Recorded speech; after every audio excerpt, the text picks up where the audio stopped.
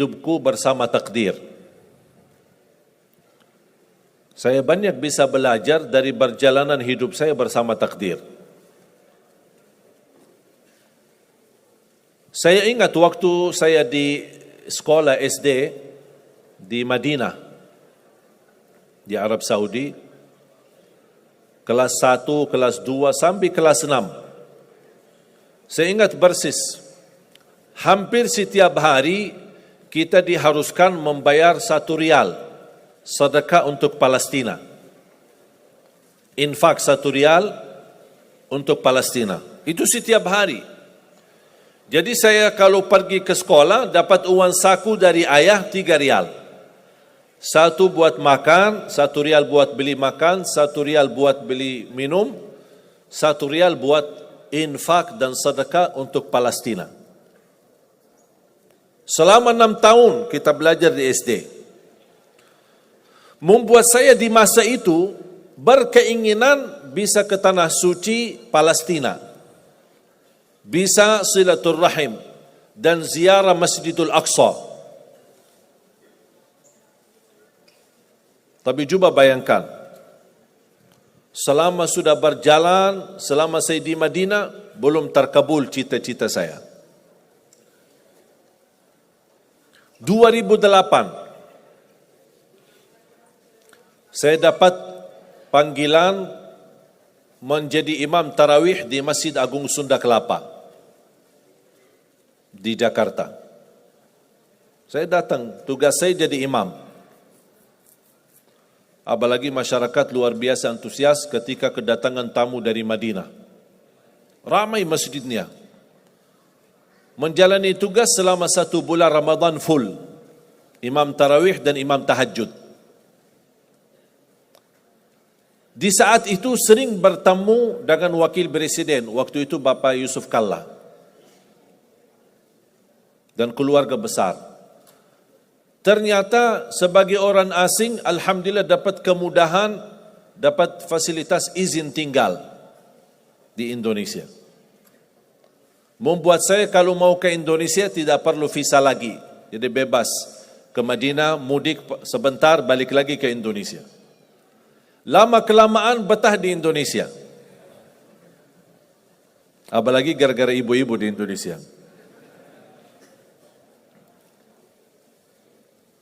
Subhanallah, tidak bisa membayangkan kalau ada orang bertanya sama saya, milih Madinah atau Indonesia, kira-kira saya jawab apa? Madinah lah.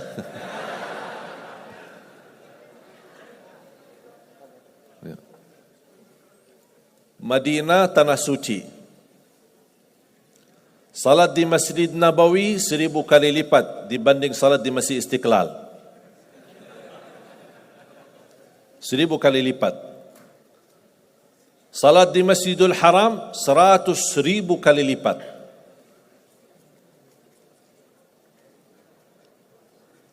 Di Madinah ada makam Nabi Muhammad sallallahu alaihi wasallam.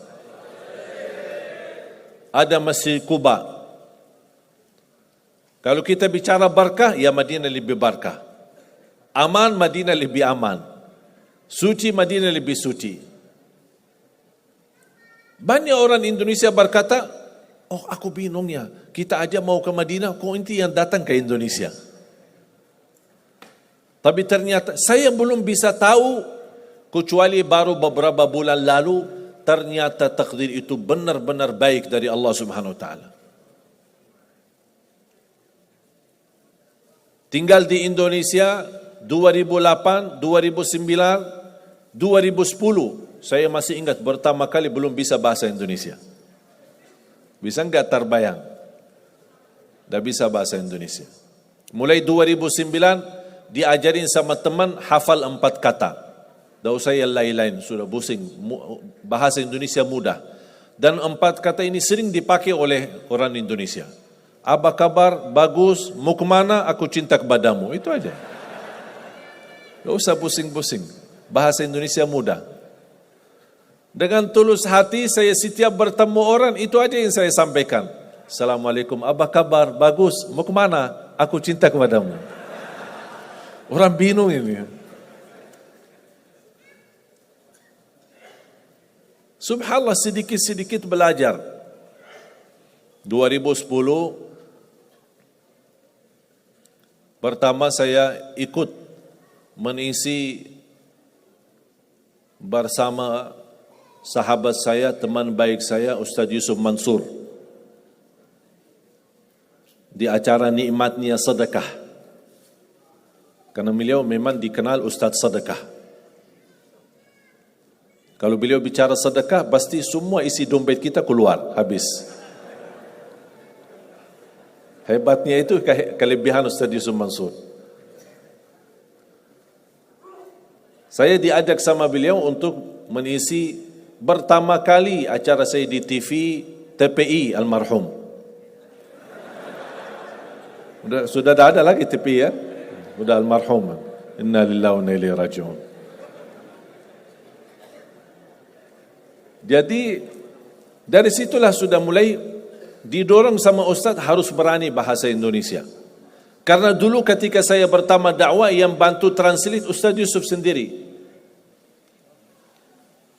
Tapi beliau yang mendorong saya harus bisa bahasa Indonesia.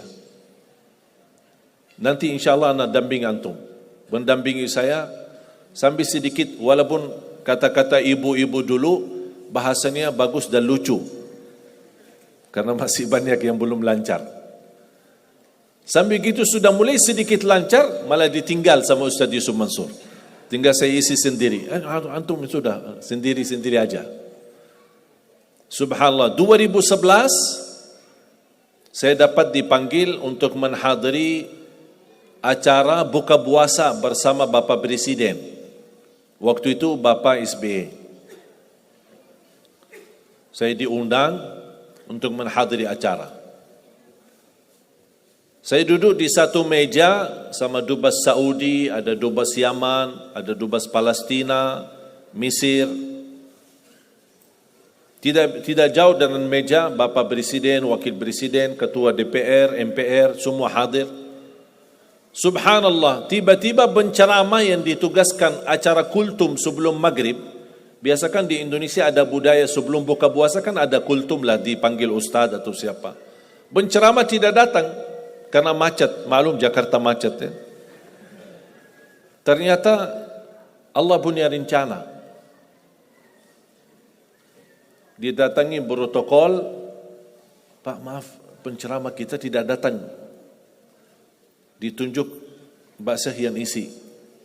Saya kaget, apa yang mau saya isi? Depan presiden lagi. Akhirnya saya beranikan diri berbicara. Sedangkan protokol sudah menyampaikan, mohon Pak jangan lama ya, maksimal 10 menit. Ya biasa protokol. Ternyata mereka salah hitung waktu. Saya habis 10 menit, saya turun, selesai tugas, duduk lagi di meja. Ternyata masih mau maghrib 40 menit lagi. Mereka salah hitung. Bingung apa mau isi lagi. Didatangin ustaz, salah satu imam Masjid Istiqlal, untuk baca salawat lah, Asmaul Husna, baca Asmaul Husna, baca salawat, baca subhanallah walhamdulillah wala ilaha illallah Allahu akbar, sampai orang badan ngantuk, habis waktunya. Tapi masih ada waktu belum maghrib. Saya didatangi lagi sama protokol. Bapak Presiden minta antum datang lagi, naik isi kultum sebentar sebelum maghrib. Saya kaget. Kok ini satu acara tapi 2 kali saya isi.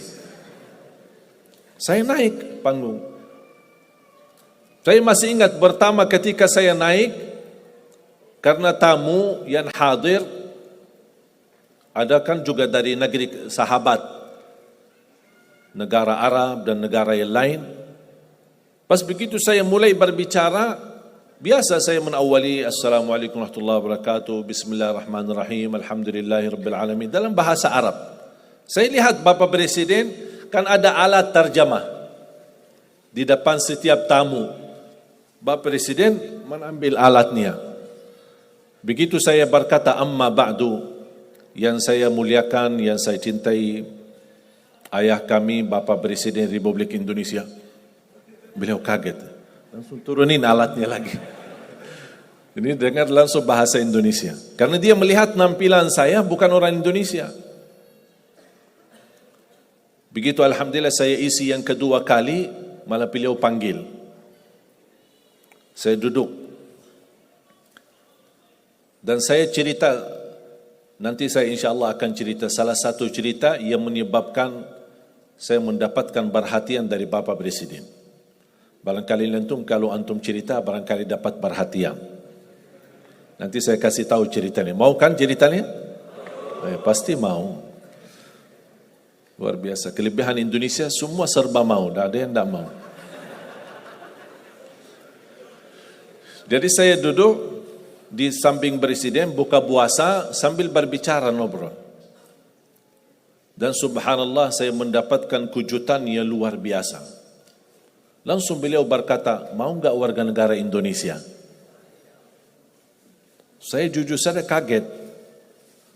Karena sebelumnya, sebelum kejadian ini, ada yang menawarkan, membantu untuk proses warga negara Indonesia, tapi minta 150 juta.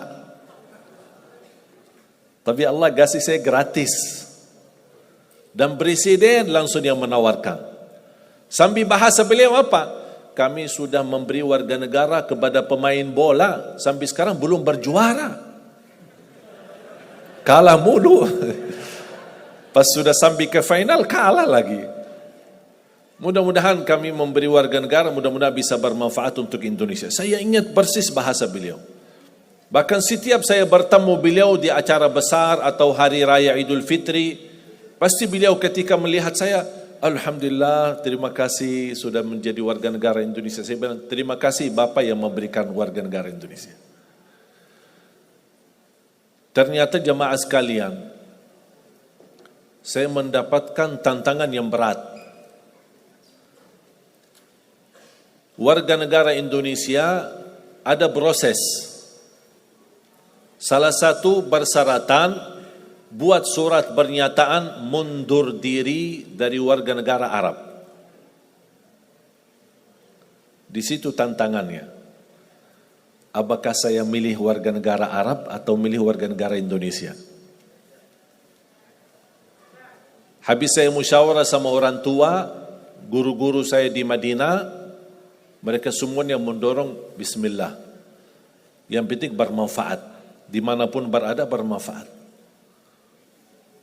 Saya beranikan diri membuat surat pernyataan mundur diri dari warga negara Arab menjadi warga negara Indonesia. Ternyata keputusan ini menjadi takdir, dan takdir itu baik. Berjalan dalam berdakwah di Indonesia, diberikan kemudahan bahasa. Coba mohon maaf bayangkan, kalau saya masih bahasa Arab, gimana? Minat enggak entah hadir? Malas. Dan ngerti bahasa Arab lagi. Bagi translate lagi, lama lagi. Dan nyambung lagi, malas deh. Tapi alhamdulillah, karunia dari Allah memberikan kemudahan bisa bahasa Indonesia. Berdakwah langsung dari hati ke hati. Ternyata menjadi warga negara Indonesia menjadi karunia dari Allah Subhanahu wa taala. Kenapa menjadi karunia? Karena 2017 saya mengundang seorang imam besar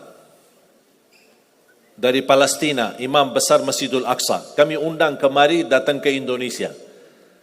Isi bersama-sama di Damai Indonesiaku TV One. TV One, eman, beda. Bersama-sama isi. Beliau begitu bertemu dengan saya, beliau terkejut. Pakaian Arab, wajah Arab, tapi bahasa-bahasanya Indonesia. Lancar lagi bahasa Arab. Beliau mendapatkan perhatian bersama beliau. Di mana beliau pergi, saya mendampingi beliau. Allah buka hatinya, beliau undang saya datang ke Palestina.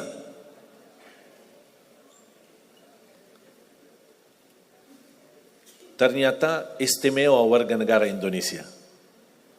Karena dengan warga negara Arab saya tidak bisa ke Palestina. Tapi dengan warga negara Indonesia, alhamdulillah bisa ke Palestina. Saya dipanggil, diundang, dijemput, saya hadir. Bahkan lebih daripada itu semua, ketika saya dibawa sama beliau salat maghrib di Masjidil Aqsa, dan tanpa diberitahu, tidak dikasih tahu sebelumnya, tidak diinformasikan, pas muazzin sedang iqamat, qad qamatis salah, beliau imam besar Masjidil Aqsa dari belakang mendorong saya ke mihrab menjadi imam salat maghrib.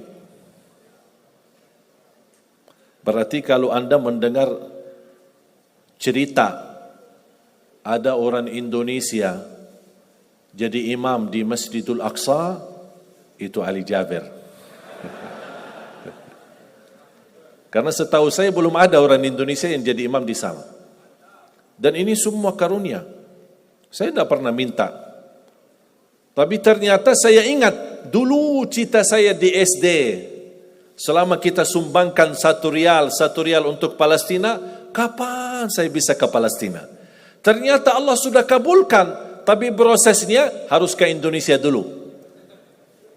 Datang ke Indonesia, mundur diri dari warga negara Arab, terima warga negara Indonesia, baru Allah kabulkan doamu selama ini. Ternyata Allah kabulkan. Walaupun cukup lama ditunggu, tapi ternyata semua apa yang Allah berikan itu luar biasa baik.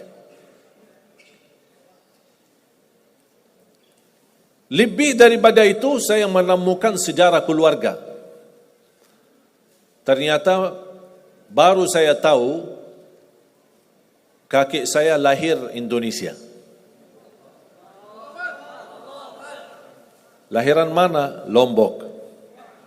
Siapa yang dari Lombok? Angkat tangan dari Lombok. Lumayan. 1, 2, 3, 4. Lahir dari Lombok. Jangankan kakek, ayah dari kakek kelahiran Lombok. Bahkan beliau dibunuh oleh penjajah Belanda dan dimakamkan di Ampenan. Habis beliau dibunuh dan dimakamkan, anaknya yang namanya kakek, anaknya pindah atau berhijrah ke Hadramaut. Dari Hadramaut ke hijrah lagi ke Madinah. Nikah di Madinah dan dapat keturunan, dapat ibu saya. Dan kakek saya meninggal dan dimakamkan di Madinah. Ibu saya nikah, dapatlah saya. Berarti silsilahnya darah saya lewat ibu kembali ke Indonesia. Makanya saya kaget pas kemarin di rumah sakit, pas cek darah, dokternya kaget. Oh, kok darahnya merah putih, subhanallah. Thank you.